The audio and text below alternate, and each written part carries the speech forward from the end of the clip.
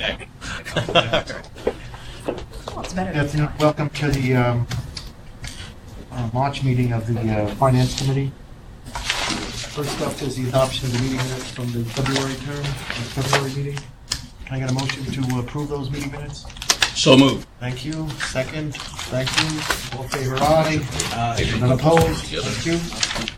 First up, we have to review and adopt the Finance Committee charter, which we do annually.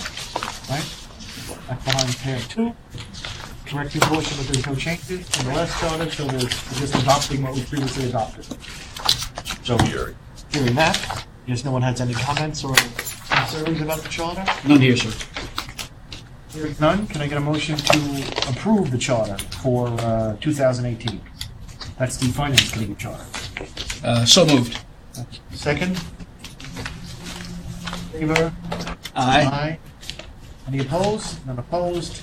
That carries. Thank you. We have 4 resolutions active. First up behind 3, the American Academy of Dramatic Arts. Steve will be presenting. Steve. Thank you, Steve. The Finance Committee is being asked to recommend to the full board the adoption of a resolution to proceed for fixed and/or variable rate, tax-exempt and/or taxable bonds with a not-to-exceed amount of $34 million to be sold through a private placement on behalf of the American Academy of Dramatic Arts. This will be the Academy's first DASNY bond issuance and is DASNY eligible as a degree-granting higher education institution chartered by the Board of Regents of the University of the State of New York. The Academy was established in 1884 and has been at its current location on Madison Avenue in New York City since 1963. The Academy also established a presence in California in 1974. The Academy offers associate degrees at each campus, and many of its graduates have gone on to distinguished careers in the entertainment industry. The proposed bond issue will be used to finance the acquisition of an approximately 33,000 square foot building at 118 Madison Avenue in New York, which is directly next to its educational building. The Academy has been leasing this facility since 2012 and has used it and will continue to use it as a residential facility. The Academy has a contract to purchase the facility for $39 million. The seller has agreed to finance $2 million of the purchase price through an unsecured interest-free loan with a lump sum payment due in 10 years. The Academy will also contribute approximately $3.5 million, leaving approximately $34 million to be financed through the proposed bond issue. The bonds are expected to be privately placed to TD Bank and Citizens Bank, each a qualified institutional buyer. Each of the purchasers will purchase up to $17 million of the bonds, with each bank having a 50% share of the anticipated $34 million issuance. The bonds are expected to have a 10-year term, with principal amortizing over 30 years. It is expected that the bonds will be variable rate with a swap, resulting in an indicative fixed rate of approximately 3.74%. The Academy will engage an independent swap advisor. The purchasers are expected to take mortgages on various properties of the Academy and require financial covenants. With projected escalations on the existing lease, the annual debt service of the proposed bonds will be less expensive than the lease payments otherwise would be beginning in fiscal year 2020. Therefore, the proposed debt service will not negatively impact the Academy's bottom line. While the Academy is smaller than other DASNY higher education institutions, both in the number of students that attend and in the fiscal size of its operations, it has reported operating margins ranging from 11.6% to 16.6% over the past 5 years. The Academy is entirely dependent on student-related charges, as tuition and fees and auxiliaries accounted for 98% of total revenues in 2016. The Academy is also challenged by thin liquidity ratios, which fall below the DASNY medians.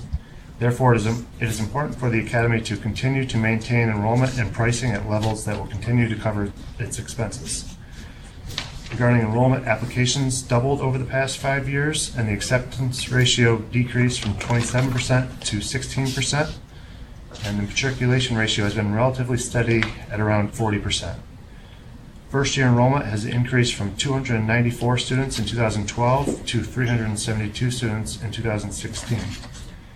The Academy reported an operating profit of over $2 million in 2016. So in summary, the Academy is purchasing a residential building, which it is currently leasing. The debt service payments will essentially be replacing what it currently pays in lease payments. The purchasers have done their diligence and have agreed to terms with the Academy to purchase the bonds through a private placement. Staff is therefore requesting the board adopt a resolution to proceed for bond issuance in an amount not to exceed $34 million, which will enable the purchase to be completed. Mr. Chairman. Thank you. Any questions?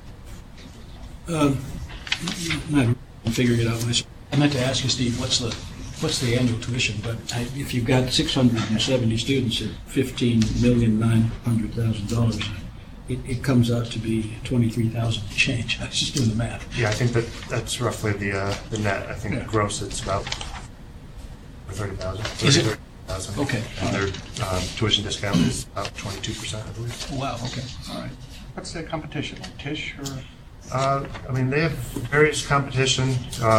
There's large, well-known organizations like Tisch, Juilliard, but then they also compete with, global, a lot of students from Europe, Australia. So it's very from local, small drama schools to.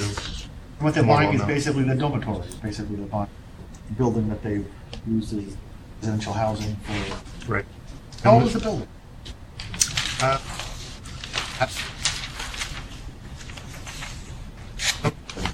the building. It's been they've been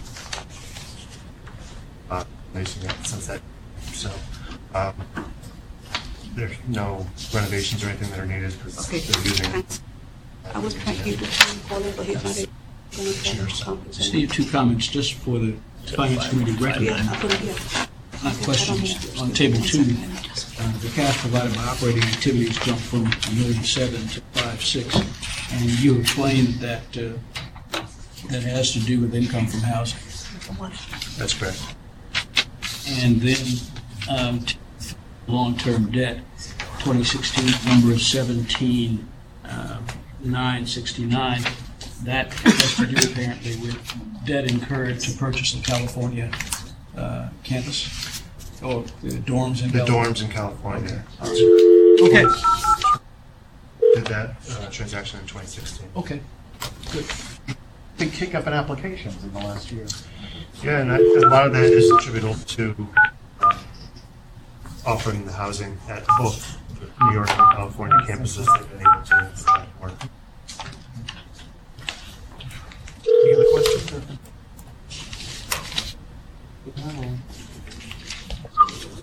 Gerard? Make a Gerard, motion can to, you hear me? approval at tomorrow's board meeting? I can hear you. Who is Okay, this? it's Miriam. You're in the conference call. You're in the conference room. Okay. Yes, so moved. Second, done, thank you. A second, I think I heard it. All in favor, aye? Aye. Any opposed? He's, Hearing none? Carries. 4 is Columbia.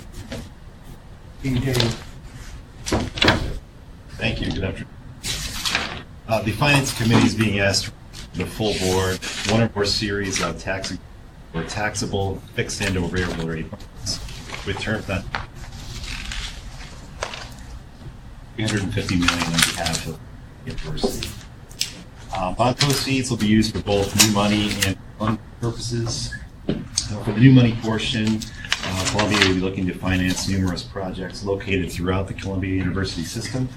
This is expected to include various construction and renovation projects related to the university's expansion into the Manhattanville campus, as well as renovation projects at the Morningside Medical Center campuses.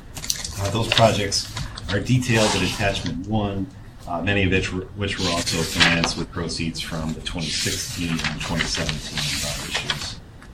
A major portion of the project includes costs associated with the construction of his new fifth school, which will be located in Manhattanville campus, and that facility is expected to be completed in 2021. Bond proceeds will also be used to refund all or a portion of the Series 2008 A bonds. That amount is approximately $200 million. Assuming current market conditions, total net present value savings in the range of $34.6 million, or 17.3% of the refunded bonds is expected from the proposed refunding. The university is currently rated AAA by both Moody's and S&P, with both rating agencies assigning a stable outlook to the university. And accordingly, Columbia qualified for an unsecured borrowing under DASNY's financing guidelines for independent institutions. When looking at the credit of the university, university continues to experience positive demand and enrollment trends and remains among the most selective universities in the country. Of the 37,389 applicants for fall of 2017, just 6.1% were accepted. Total headcount enrollment grew to 2,112, which is a 5 university. Wow. Operating margins have averaged over $338 million annually, which equates to a 7.8% average. And Columbia continues to report significant net assets, which exceeded $14.7 billion fiscal year in 2017. Mr. Chairman. Thank you. Questions? No, sir, I don't have any questions. Not on that Any one. concerns? I have just a general question. Sure. Nothing related to this. The whole with the endowments and the tax changes, just refresh for me where the impact of that?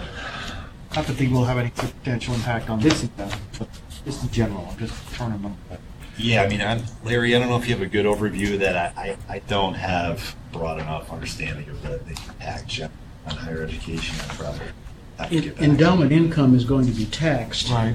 But there are like all these other. Yeah, but I don't remember the finer points of that. And Rate. It's surprising to see the list of tax who's not going to be taxed. I think at Columbia's and Harvard's may not be on the list, but then the smaller schools Right. that with $200 or $300 are going to get wrapped. Because it is endowment per student. Yes, and there are all sorts of calculations that were a lot of brother-in-laws put in there. Yeah. But I think that the final impact really is not fully apparent yet as to how it's all going to be calculated. I guess we just have to keep our eye on that going Yeah. forward, not to impact this transaction. Any other questions, concerns? Hearing none, can I get a motion to recommend approval of this at tomorrow's board meeting? John has moved it. Second. Thank you. All in favor? Aye. Aye. Any opposed? None? Thank you, by the way, Mr. Johnson, for that. Behind 5 is the Interagency Council, the private placement, and Gerard will be presenting that. Thank you. It's not necessarily a private placement. This is, Oh, it says or. Refinancing. yeah. And it's- or, got it. Yeah, okay. Mr. Chairman, the staff report provided to the members is seeking authorization for a resolution to proceed for the Interagency Council of Developmental Disabilities. This is a pooled financing for 12 members of the Interagency Council of Developmental Disabilities.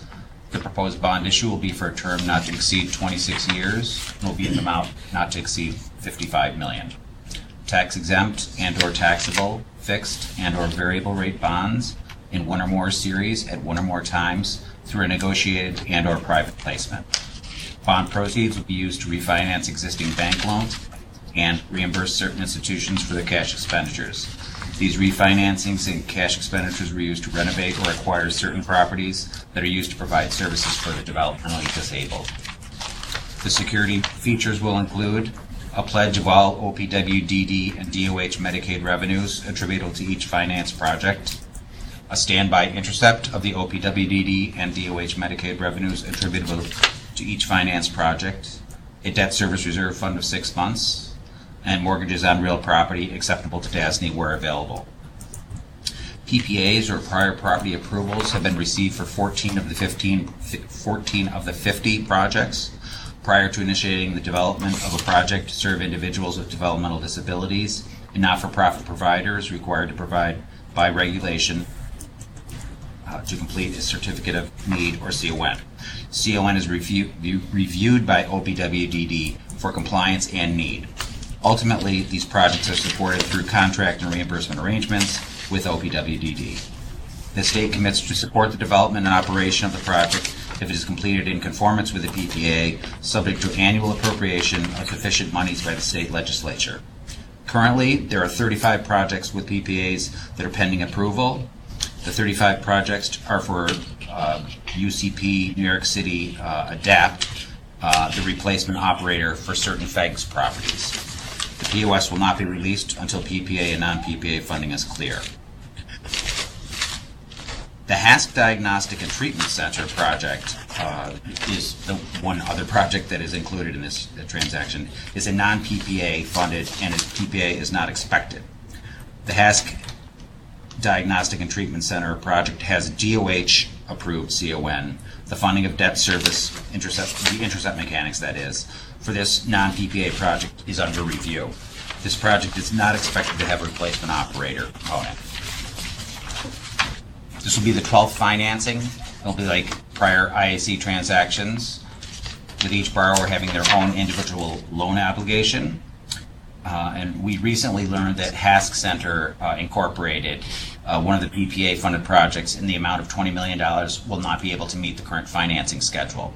We've included all of the participants in this request for approval and will likely bifurcate the transaction, coming back to the board for adoption of documents. It appears that HASC Center project may be ready in this fall. One additional note, the board may have noticed that the DASNY finance fee provided in the supporting sources and uses is larger than usual. The fee included has been calculated using the new fee structure, which was approved in March of 2017. Fee for the pooled transactions was changed to reflect a fee of $150,000 for the first 3 participants and an additional $30,000 per participant. So for this transaction, there are 12 participants, and we're arriving at a fee of $420,000. Mr. Chairman? Thank you. Any questions? Well, George, you say that the HASC Center transaction is likely to happen in the fall. That's what they are projecting, yes. What happens, and this is a hypothetical question, and you may give me a hypothetical answer. What happens if the market conditions change sufficiently so that the transaction is no longer attractive to them? Do they have the option to get out of it, to not go through with the financial? I would assume yes, but yeah, this doesn't obligate them. I think this provides the ability for them to finance. It doesn't obligate them to finance. Okay. All right. And then would we rescind the authority, the $20 million, whatever the addition is, $20 billion or $25 million, or would it just stay out there? It's an unfair question, and I should have asked. I didn't think of it until we talked.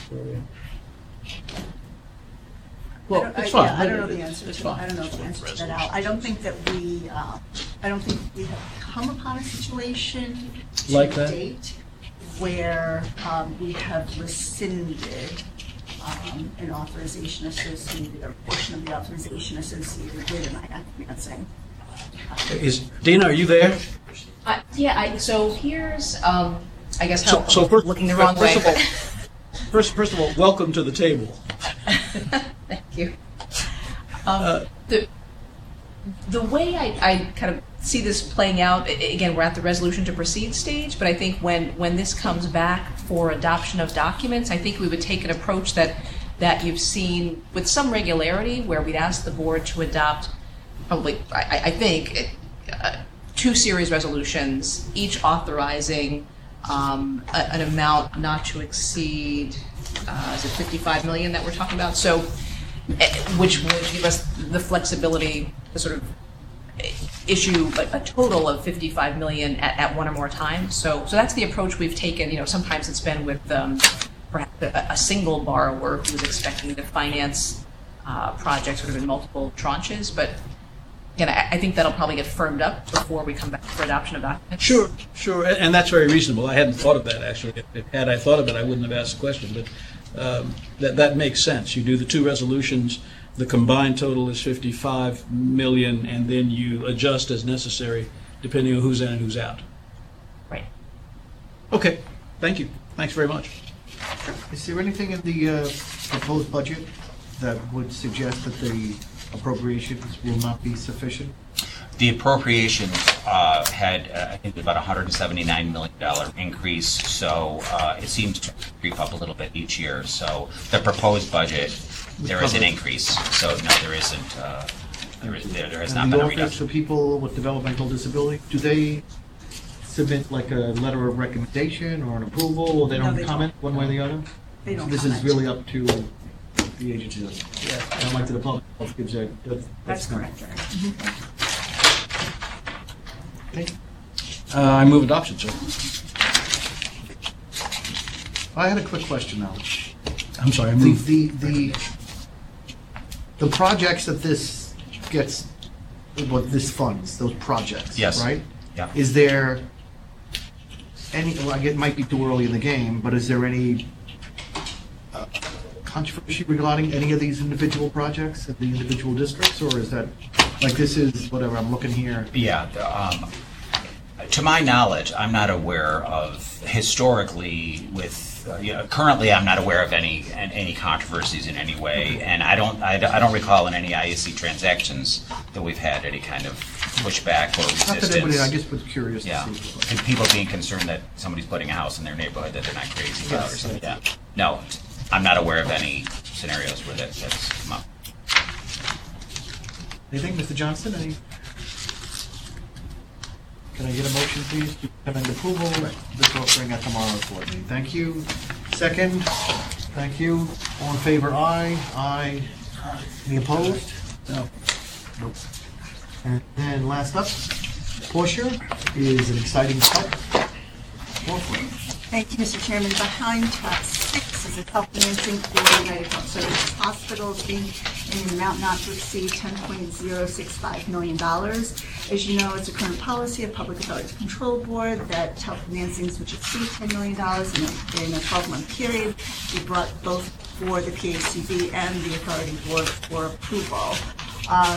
You'll see there's an attached equipment list which outlines various types of equipment, including cardiology, radiology, clinic, and hospital-wide, as well as other equipment. Mr. Chairman. It looks like just the fees get it over the $10 million cap. 10. Okay. Any questions, concerns? Hearing none. No, sir. Motion to recommend approval at tomorrow's board meeting. Thank you. Second. Second. Thank you. All in favor, aye. Aye. Any opposed? Hearing none. Carries. Anything else on the agenda? Any concerns, questions? Hearing none. Can I get a motion to adjourn? So moved. Second. Thank you. Aye. Opposed? We're out of here. Thank you. Couldn't hear it. Okay, thank you. No, all set. Thank you.